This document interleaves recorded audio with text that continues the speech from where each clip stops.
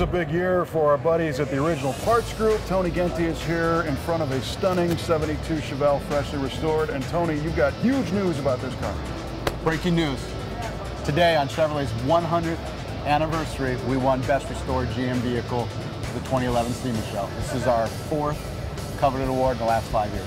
That's awesome. That's a big statement right there. So, right now today, Chevrolet turns 100. You bring a badass, freshly restored Chevy, win the award for the 4th time out of 5 years entering it. Yep. Crazy.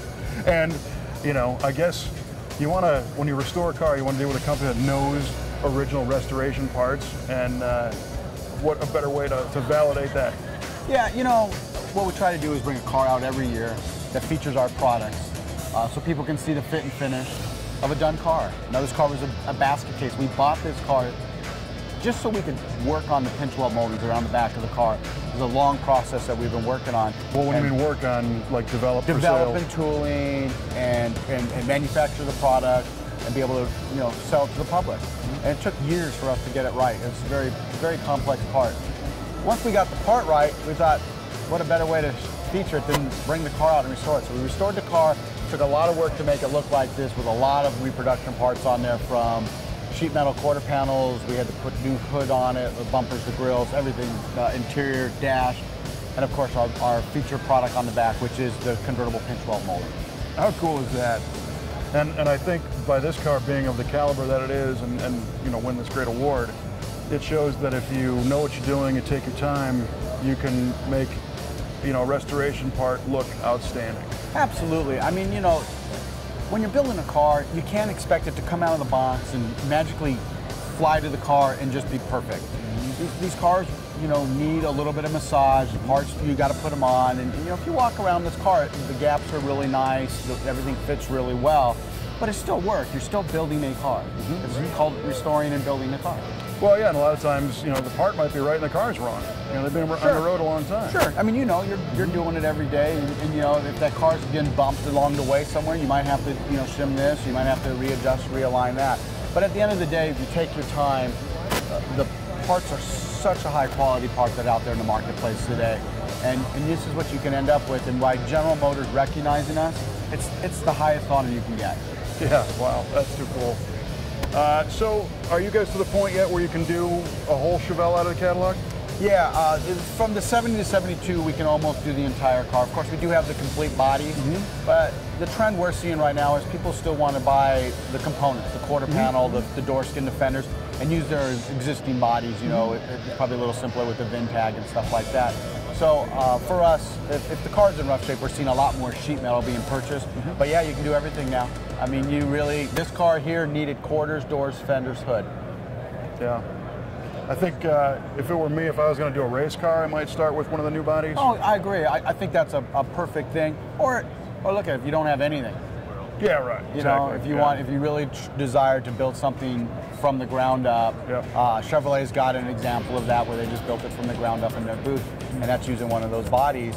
And we offer them, but what we're seeing right now is a lot of the restoring in the marketplaces. Guys are just buying the components they need and putting it on their car. So in addition to the pinch weld molding, we got anything else new on display here this year? Well, on this car, pinch weld moldings and the wheel opening moldings are two new products that we've done. The wheel opening moldings have been available in the marketplace for years. We just felt that they could be better. And so we took a little bit more time on researching it and tooling up. We came out with a better fitting. The fenders have a lot of contours and shapes, so the fit was real important. So those are two of the newer things on this car. I got a really cool 61 to 4 Cadillac mirror over there that's totally different than our Chevelle market that comes in our Cadillac market. And we're coming out with 59 to 60 Cadillac mirror as well. So by the end of the year, beginning of 2012, we'll start having our Cadillac mirror lines coming out. So we're excited about that as well.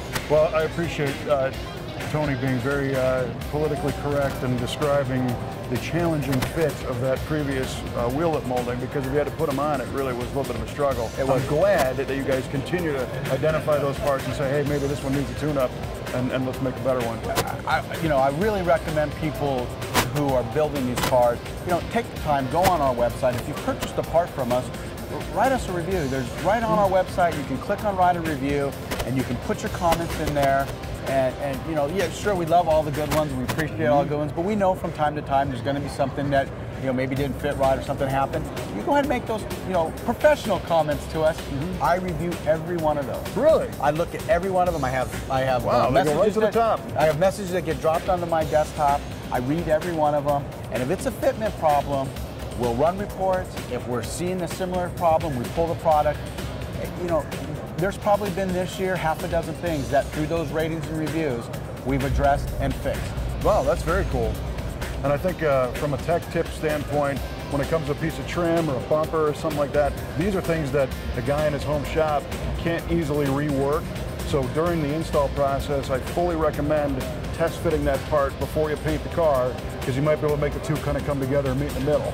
Absolutely, and you know, and like you said earlier, you know, sometimes you might have to do a little bit of a massage. I mean, it's not always going to just fly out of the box and go on there.